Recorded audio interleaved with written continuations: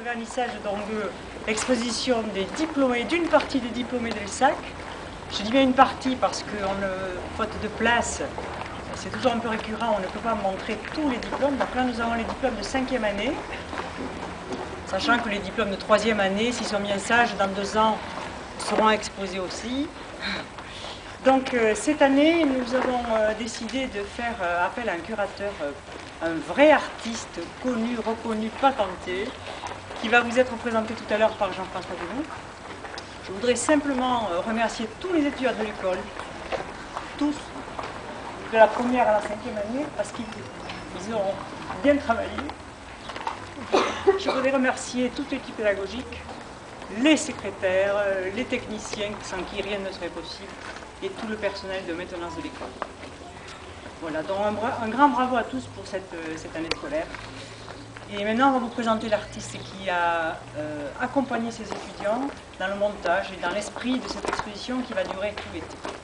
Il est tout à la fois dessinateur, sculpteur, compositeur de musique. Une des cordes les plus sensibles de Régnier, c'est la composition pour des musiques de films. Qu'est-ce qu'il est d'autre? Peintre. Peintre également.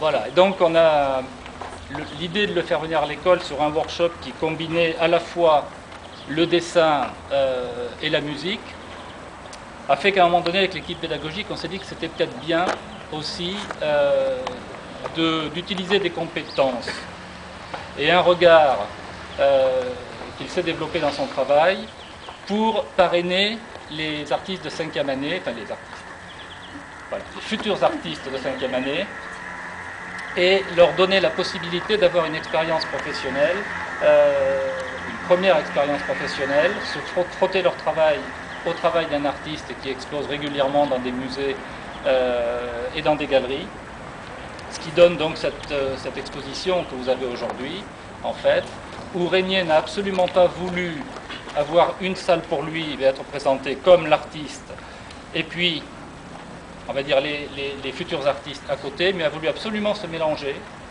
au travail, de telle sorte que, s'il n'y avait pas les cartels, dans le fond, on ne saurait pas trop qui est de son fait, quelle œuvre est de son fait, ou quelle œuvre est du fait des artistes, pour quelqu'un qui, évidemment, ne travaille pas dans l'école. C'est exactement le but affiché, c'est-à-dire c'est de faire en sorte que les œuvres puissent dialoguer entre elles. Et c'est plutôt vous montrer des œuvres d'art d'une certaine manière que vous montrer des travaux d'étudiants ou un travail d'un artiste reconnu.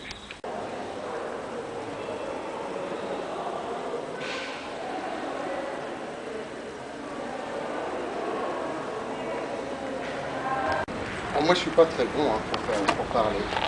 Dès qu'il y a 100 personnes devant moi, je suis pas très bon. Non, je voulais ça. De toute façon, tu l'as dit déjà un petit peu, il y a plein de gens qu'on ne va pas citer, mais qui sont là pour travailler avec nous, et c'est vrai qu'ils sont, comme on dit, un peu dans l'ombre. Moi, j'aime bien les gens de l'ombre, mais il y en a une particulièrement que j'aimerais un peu remercier, un petit peu brutalement peut-être pour elle, mais il y a quelqu'un qui m'a beaucoup aidé dans l'école, à travers le workshop, et puis aussi parce que ça m'a permis de réaliser des pièces également ici, en même temps que le workshop et en plus l'exposition. C'est cette jeune fille qui est là, qui s'appelle Marjorie. Voilà, c'est tout.